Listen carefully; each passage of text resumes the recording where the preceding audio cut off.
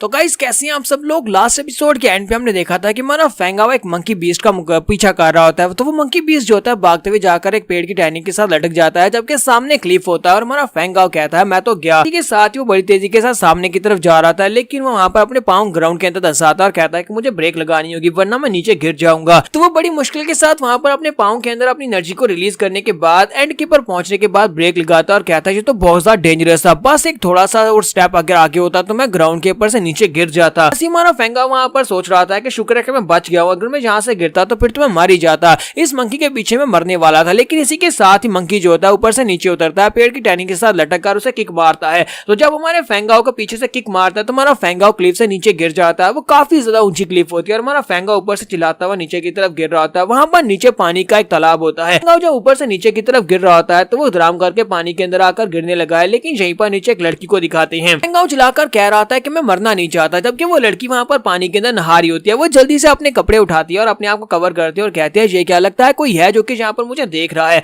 और उसके बाद जब हमारा फेंगाओ पानी के अंदर गिर जाता है तो वो लड़की उसे पीटना शुरू कर देती है। वो उसे कहती है कमीने कहीं कि तुम्हारी हिम्मत कैसी हुई, तुम नहाती हुई लड़कियों को यहाँ पर देख रहे हो, क्या तुम यहाँ पर मुझे देखने के लिए आए हो। तो वो उसे कहता है कि नहीं ऐसी बात नहीं है, मैं तो यहाँ पर ऊपर से गिरा हूँ, क्या तुमने देखा नहीं मैं ऊपर से गिरा हूँ और मैंने अभी तक कुछ देखा भी नहीं, मुझे एक बंदर ने ऊपर से धक्का दिया था। तो ये बात सुनने के बाद वो लड़की उसे कहती है कि बेवकूफ कहेंगे तुम्हारी हिम्मत कैसी हुई यहाँ पर ये सब कुछ एक मंकी के ऊपर डालेगी, जबकि खुद तुमने ऊपर से छलांग लगाई होगी ताकि तुम मुझे नहाते हुए देख सको। तुम्हारा फेंगाओ जो होता है उस बेचारे का चेहरा सूजा होता है क्योंकि उस लड़की ने उसे बहुत ही बुरी तरह से मारा होता है। तुम्हारा फेंगाओ कहता है कि जब मैं पानी में गिरा तब तो मेरे पास इतना टाइम ही नहीं था कि मैं तुम्हें क्लियरली देख सकूं, मैंने कुछ देखा ही नहीं और तुमने मुझे इतनी बुरी तरह से मार दिया। तो वो गुस्से के साथ उसे कहती है इसका मतलब यह कि तुम्हें यहाँ पर टाइम चाहिए, तुम मुझे घूर घूर कर देखना चाहती हो, तुम्हें कहने का ये मतलब है। तुम्हारा फेंगाओ कहता है नहीं ऐसा कुछ भी नहीं है, मैंने ऐसा कुछ भी नहीं कहा। जब वो लड़की वहां पर हमारे फेंगाओ के साथ बहस कर रही होती है, इसी के साथ ही वहां पर तीनों और लोग आ जाते हैं। वो तीनों शिकारी होते हैं। तो वो उसे कहते हैं कि तुमने यहाँ पर काफी ज्यादा मुश्किल कर दिया, हम तुम्हें ढूंढ रहे थे लेकिन तुम यहाँ पर आकर छुपी हुई हो, जल्दी से अब हमारे साथ आ जाओ क्योंकि अब तुम यहाँ से और ज्यादा भागकर बिल्कुल भी नहीं जा सकती क्योंकि तुम बहुत ही बुरी तरह से जख्मी हो और तुम्हारी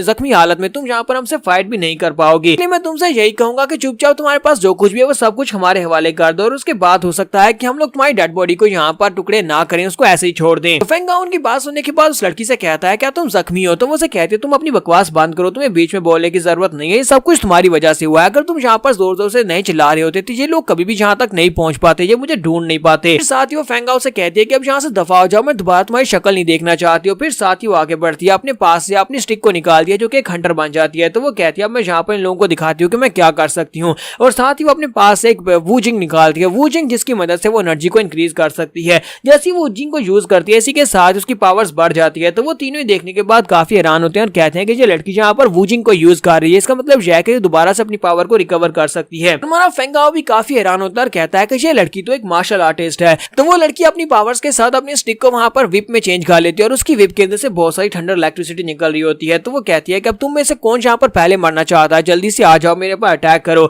जबकि वो आगे से हंसना शुरू कर देते हैं और कहते हैं कि तुम बहुत ही बुरी तरह से जख्मी हो, क्या तुम्हें लगता है कि तुम यहाँ पर हम तीनों का मुकाबला एक साथ कर पाओगी। करंट सिचुएशन ऐसी नहीं है कि तुम हमारे सामने ज्यादा देर तक टिक पाओ और तुम्हारे पास जो वूजिंग है उसके इफेक्ट्स बहुत ही जल्दी खत्म हो जाएंगी। जब उसकी एनर्जी खत्म हो जाएगी उसके बाद तुम्हारा क्या होगा। लड़की उसे कहती है लेकिन जब तक मेरे पास ये वूजिंग है तब तक तुम कमीने मुझे हाथ भी नहीं लगा सकते, तुम लोग मेरे करीब भी नहीं आ पाओगे। और इसी के साथ ही वो लड़की अपने स्पेशल अटैक जिसका नाम शॉकिंग थंडर विप होता है उसके साथ अपनी विप को घुमाते हुए उनके ऊपर अटैक करती है। वो अपनी विप को घुमाते हुए उनके ऊपर अटैक करती है तो उनमें से जंप करते हुए जल्दी से ऊपर की तरफ बढ़ता है। तो वो उसके पीछे लग जाती है और अपनी विप को घुमाते हुए बार बार उसके ऊपर अटैक करती है और कहती है कि अब तुम भाग कर कहां पर जा रहे हो, यहीं पर रुको ना, अगर तुम्हारे अंदर हिम्मत है। बार बार अपनी विप को घुमाकर उनके ऊपर अटैक कर रही होती है, जबकि उनका बॉस उनसे कहता है कि हमें यहाँ पर इनसे फाइट करने की जरूरत नहीं है, यानी कि इससे फाइट करने की जरूरत नहीं है, हमें बस यहाँ पर इसको बिजी रखना है ताकि इसकी वूजिंग की पावर जो है वाइप आउट हो जाए। अगर इसकी वूजिंग की पावर खत्म हो गई तो ये लड़की बिल्कुल बेबस हो जाएगी और उसके बाद हम लोग इसको बड़ी आसानी से पकड़ सकते हैं। उनका बॉस उन दोनों से कहता है क्या तुमने इस लड़की को जरा गौर से देखा, इसका फिगर कितना ज्यादा कमाल का है,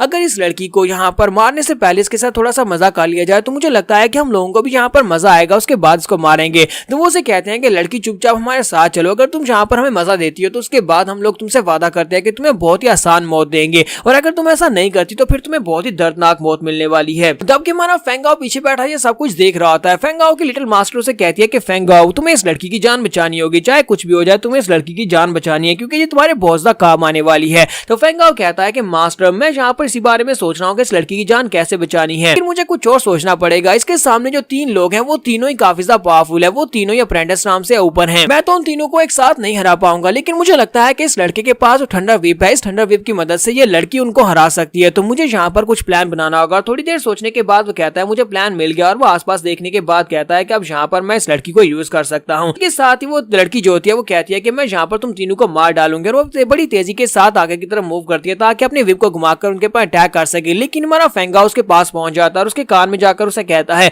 मैं यहाँ पर चाहता हूँ कि तुम मेरे साथ नौटंकी करो, मैं यहाँ पर तुम्हारी गर्दन पर मारूंगा और तुम बेहोश होने की नौटंकी करना, और उसके बाद जब तुम्हें मौका मिलेगा उसी के साथ ही उनके ऊपर एक फाइनल अटैक करना जिससे उन तीनों को एक ही बार में जख्मी कर देना। तो वो लड़की इस बात से बहुत ज्यादा हैरान होती है और कहती है कि ये कब मेरे पास पहुंचा है, मुझे तो यहाँ पता भी नहीं चला कि ये मेरे पीछे कब पहुंचा है, लगता है ये भी एक मार्शल आर्टिस्ट है। तुम्हारा फेंगा उसकी गर्दन के ऊपर मारता है तो वो उसे कहती है ठीक है मैं तुम्हारी बात के ऊपर भरोसा करती हूँ, यहाँ पर तुम्हारे साथ नौटंकी करती हूँ, लेकिन अगर तुमने मेरा फायदा उठाने की कोशिश की तो फिर मैं तुम्हें मार डालूंगी। तो जैसे हमारा फेंगा उसको बेहोश कर देता है, ये देखने के बाद वो तीनों कमीने भी काफी ज्यादा हैरान होते हैं। तो फेंगा उसे अपने कंधे के ऊपर उठा लेता है और कहता है कि इस लड़की को तो मैं यहाँ से लेकर जाने वाला हूँ, क्योंकि तुम तीनों अंकल तो यहाँ पर कुछ कर नहीं पा रहे, तो फिर इस लड़की को मैं यहाँ से लेकर जा रहा हूँ, और अगर तुम लोग यहाँ पर इसको पकड़ना चाहते हो तो फिर आ जाओ मेरे पीछे आओ, क्योंकि तुम लोग मुझे नहीं पकड़ पाओगे। और हमारा फेंगा जल्दी से जंप करते हुए झरने के ऊपर चढ़ना शुरू कर देता है, जबकि वो बॉस कहता है कि चलो जल्दी से इसका पीछा करो, दोनों को मार डालो और इनके पास जो भी मिलेगा वो सब कुछ रख लेंगे। तुम्हारा फेंगा जैसे वहां पर पत्थरों के ऊपर से जंप करते ऊपर की तरफ जा रहा होता है,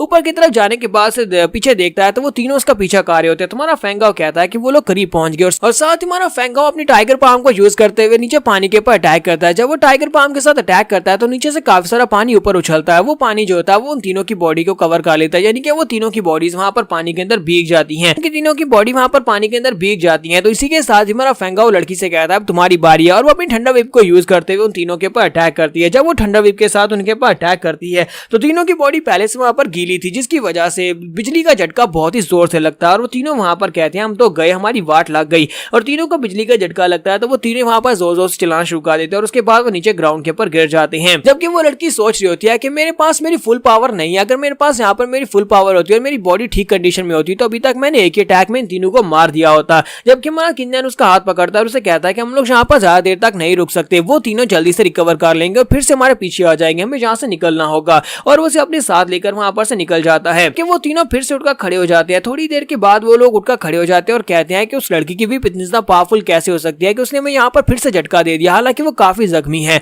बॉस कहता है कि मुझे लगता है कि उसके पास जो वूजिंग है वो उसकी पावर थी, उसने वूजिंग की पावर को यूज किया है, लेकिन उसके साथ उसका वो साथी कौन था, वो छोटा लड़का कौन था, उसके बारे में नहीं पता। हमें उन्हें ढूंढना होगा, हर हाल में उन्हें ढूंढकर मारना होगा। तो नेक्स्ट सीन दूसरी तरफ का दिखाया जाता है जहां पर हमारा फेंगा और वो लड़की दोनों भागते हुए जा रहे होते हैं। भागते भागते वो लड़की वहीं पर एक जगह के पर रुक जाती है और कहती है यहीं पर रुको, हम लोग और कितना ज्यादा भाग कर जाएंगे, मैं अपनी डेस्टिनेशन से और ज्यादा दूर भाग कर नहीं जा सकती, क्योंकि मैं जो चीज लेने के लिए आई हूँ वो यहीं पर है। फेंगा उसे कहता है कि हम लोग यहाँ पर से काफी दूर भाग कर आ गए, मुझे लगता है कि वो फिलहाल के लिए हमारे पीछे नहीं आएंगे। इसी के साथ ही वो लड़की अपनी तलवार निकालती है, उसके सामने करती है और कहती है कि मुझे बताओ कि तुमने मेरी मदद क्यों की, क्या तुम्हें मेरे पास से मेरा सामान चाहिए, क्या तुम मेरे पास से मेरे स्क्रोल्स लेना चाहते हो। यहाँ पर हम लोग अपनी एपिसोड 16 का एंड करेंगे, और एपिसोड की एक्सप्लेनेशन अच्छी लगी हो तो कमेंट करके जरूर बताइएगा। चैनल को सब्सक्राइब कर दे, वीडियो को लाइक और शेयर कर दे। शुक्रिया।